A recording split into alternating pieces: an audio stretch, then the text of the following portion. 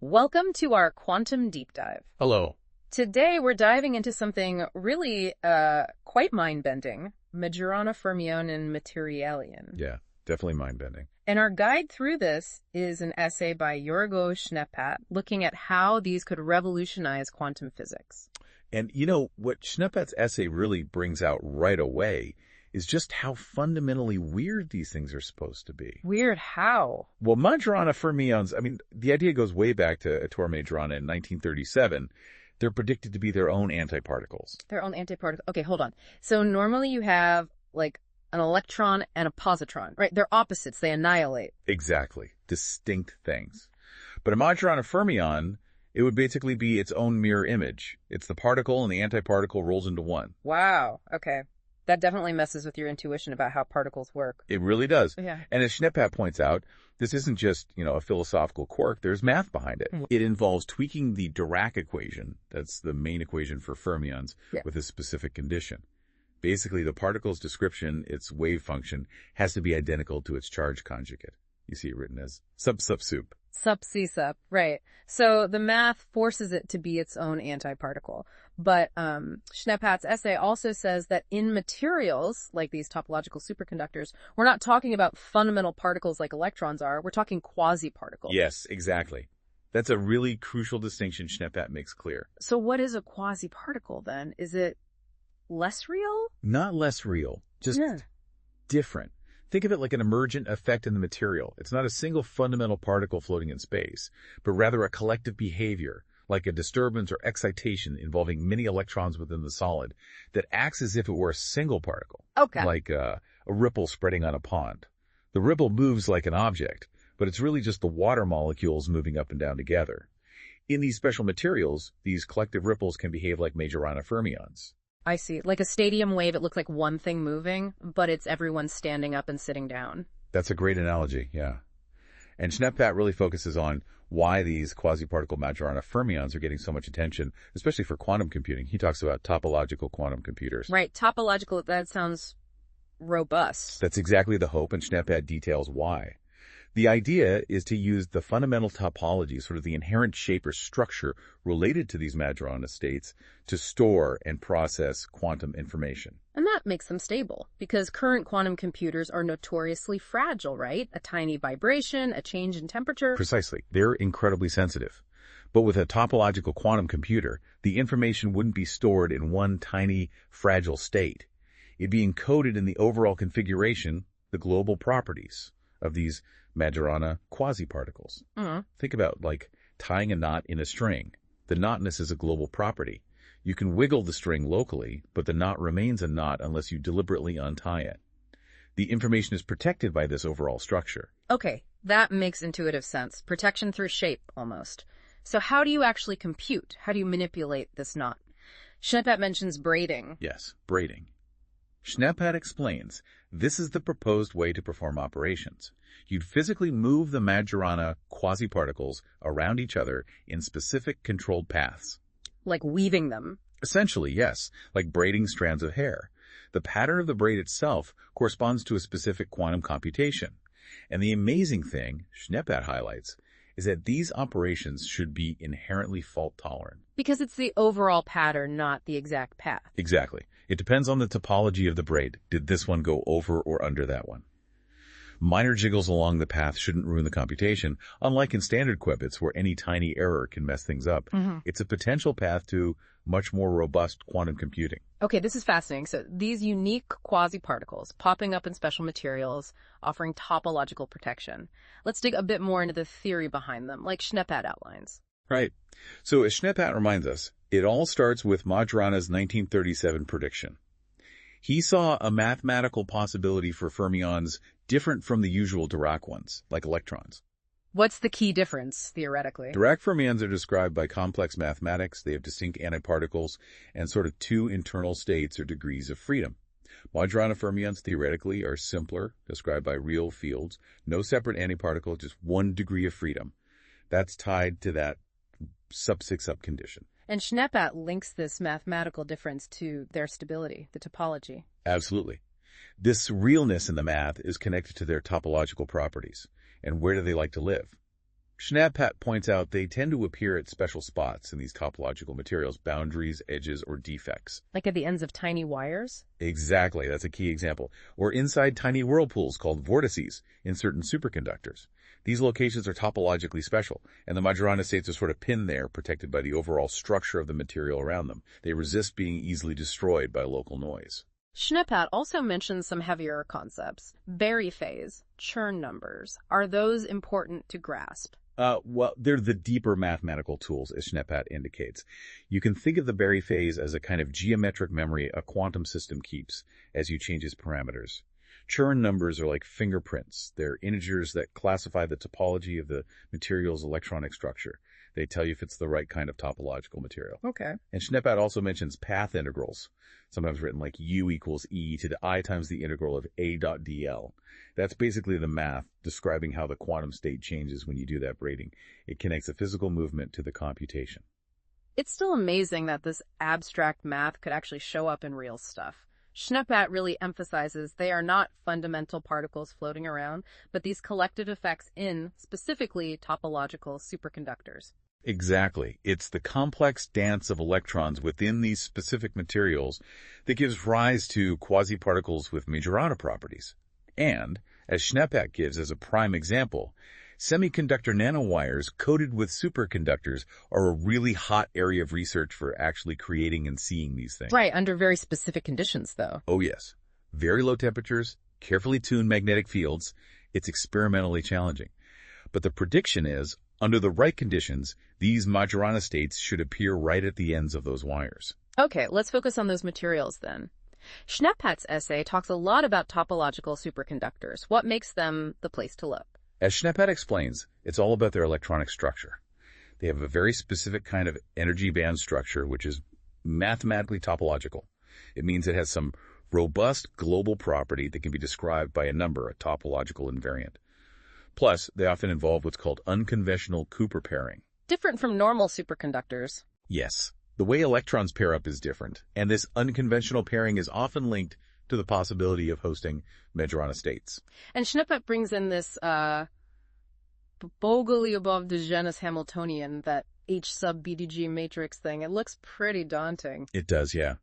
But as Schnapphat implies, the key takeaway is that this framework is designed to describe particles and holds the absence of particles simultaneously in a superconductor. And Majorana states often emerge as special solutions within this framework, specifically solutions with exactly zero energy. Zero energy states. Why is zero special? Because these zero energy states are often protected by the topology. They're stuck at zero energy and can't easily be pushed away from it by small disturbances. And Schnapphat notes these are predicted to appear right where topology dictates at the ends of those nanowires, or in the cores of those vortices in 2D superconductors. Okay. And for the nanowires, Schnapphat stresses the need for strong spin-orbit coupling in the semiconductor. What does that do? Spin-orbit coupling, as Schnapphat points out, fundamentally links how an electron moves with its intrinsic spin, its magnetic orientation. This coupling sort of twists the electron's properties in a way that's essential for creating the conditions for a topological phase that can host Majoranas. What kind of materials have that? Schnapphat mentions things like indium arsenide in A's or indium antimonide in SB. These are semiconductors known for strong spin-orbit coupling. Then you combine them with a superconductor. And Schnapphat lists 3 key ingredients you need together in these systems. Yes, he lays them out clearly. First, that strong spin-orbit coupling in the semiconductor. Second, you need superconductivity, usually induced from a nearby superconductor, which pairs up electrons and creates an energy gap. And third, you need to apply a magnetic field. What does the magnetic field do? It does something called breaking time reversal symmetry, and it further manipulates the energy bands.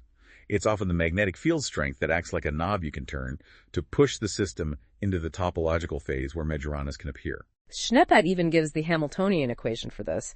H equals P72 meters minus mu plus alpha. All those terms. Can we unpack that slightly? Really briefly, yeah. Yeah. As Schnapphat breaks it down, P7 meter is kinetic energy. Mu is the chemical potential, like an energy baseline.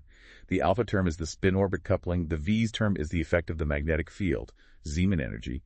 And the delta term represents the induced superconductivity. Okay. And Schnapphat's point is that Majorana states are predicted to pop out at the ends when that Zeeman term, vis, gets strong enough compared to the superconducting term, delta, pushing the system over a critical threshold into the topological phase. And how does the superconductivity get into the semiconductor wire? They're different materials. Schneeppert mentions the proximity effect. Right, the proximity effect is crucial, as Schneeppert explains. Yeah. If you put a superconductor right up against a normal conductor, like our semiconductor nanowire, really close, the electron pairs in the superconductor can sort of leak across the interface. This induces superconducting correlations in the semiconductor, even though it's not naturally a superconductor itself. That's how you get the necessary superconducting ingredient right where the spin-orbit coupling is. So Schneeppert paints a picture of a typical experiment.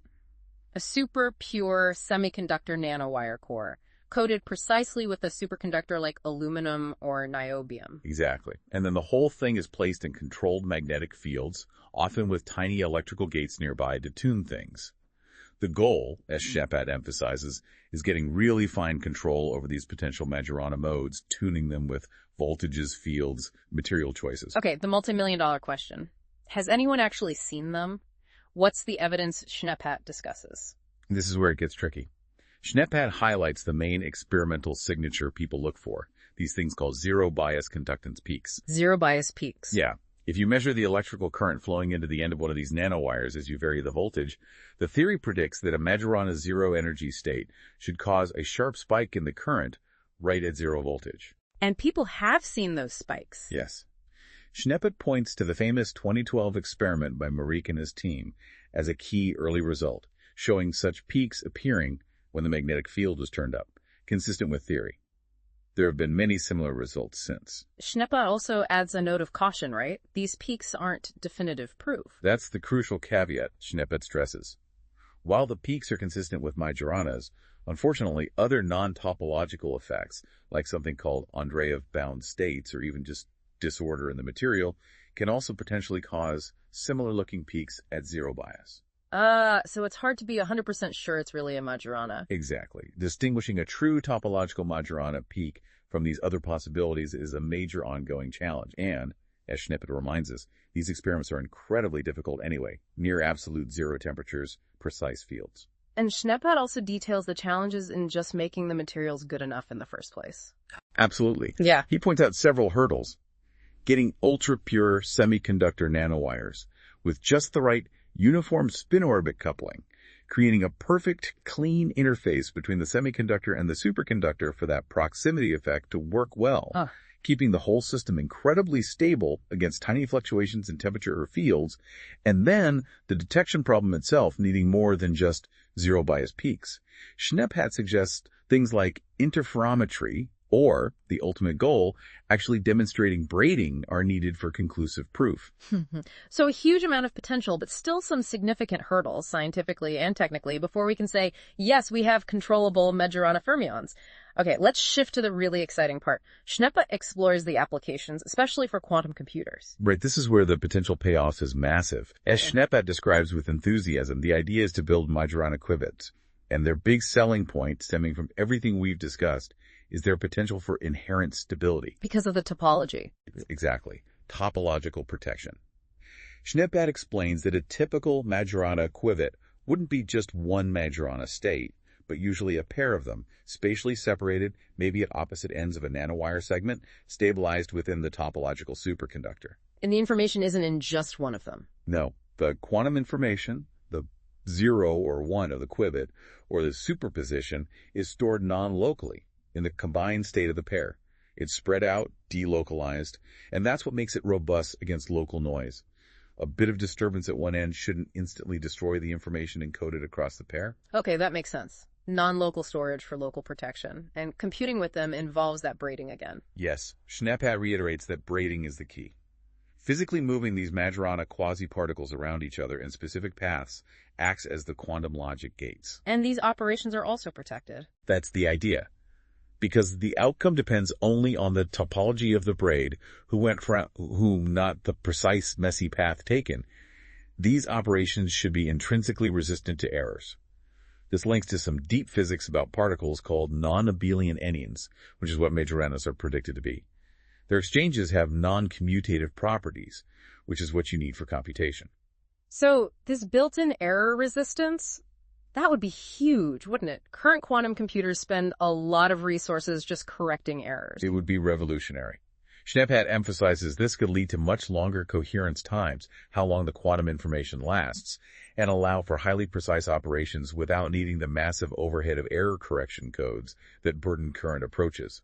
You could potentially tackle much bigger problems. Can these braiding operations actually perform useful quantum gates? Does Schneeppat give examples? Yes, the essay explains that different braiding patterns correspond to different quantum operations, represented mathematically by unitary matrices. Schneeppat mentions, for instance, that specific braids could generate things like the Hadamard gate, which is a fundamental operation needed for many quantum algorithms. He does add a necessary clarification, though. Realizer braiding alone might not be enough for universal quantum computation, the ability to perform any possible quantum algorithm. You might need to combine Majorana braiding with other techniques or other types of topological qubits to get a fully universal set of gates. Okay, so it's a powerful tool, maybe part of a larger toolkit. Does Schneeppat see applications beyond computation? He mentioned quantum communication briefly. Yes, that's another interesting angle Schneeppat touches on. Because Majorana-based systems could potentially store quantum information very stably, they might be useful for things like quantum repeaters. Which helps send quantum information over long distances. Exactly. Repeaters are needed to overcome signal loss in quantum communication channels. Stable storage is key for them. Schneeppat also raises the intriguing possibility of using Majorana states in quantum cryptography for distributing secret keys. How would that work? The idea, as Schneeppat suggests, is that the topological nature provides inherent security. If an eavesdropper tries to measure the Majorana state to seal the key, the very act of measurement could disturb the topology in a way that the legitimate users could detect. Built-in tamper detection. And Schneeppat even looks further ahead to maybe a quantum internet. Yes, it's speculative, but the vision Schneeppat hints at is one of topological quantum networks linking many Majorana-based qubits together. This could potentially form the backbone of a future global quantum internet, offering highly secure and reliable transmission of quantum information over vast distances. It really is remarkable stuff. Okay, as we wrap up this deep dive, let's just reflect on the significance here, drawing on Yurgo Schneeppat's essay. I think Schneeppat's work really highlights how Majorana Fermions sit at this fascinating intersection. They challenge our fundamental understanding of particles, but also offer this tangible pathway towards truly powerful quantum technologies. Yeah. So just to recap the journey Schneeppat guided us on, we looked at their bizarre nature as their own antiparticles. Their emergence as quasiparticles in very specific materials like topological superconductors. And their incredible potential, particularly for fault-tolerant quantum computing using topological protection and these braiding operations. But as Schneeppat is careful to conclude, we also have to acknowledge the real challenges. Proving their existence unambiguously in experiments, and then figuring out how to scale up and control these systems reliably, there's still a lot of work to do. Absolutely. So maybe a final thought for you to consider, inspired by Yurgo Schneeppat's work. Imagine if we do overcome these hurdles. What would truly stable, error-resistant quantum computing mean for fields like drug discovery, material science, artificial intelligence? What new doors might open if these strange theoretical quasi-particles become a practical reality? It's a future that's incredibly exciting to think about. Definitely. Thank you for joining us on this quantum deep dive into Majorana Fermion and Materialian, guided by the essay of Jurg O. Schneeppat.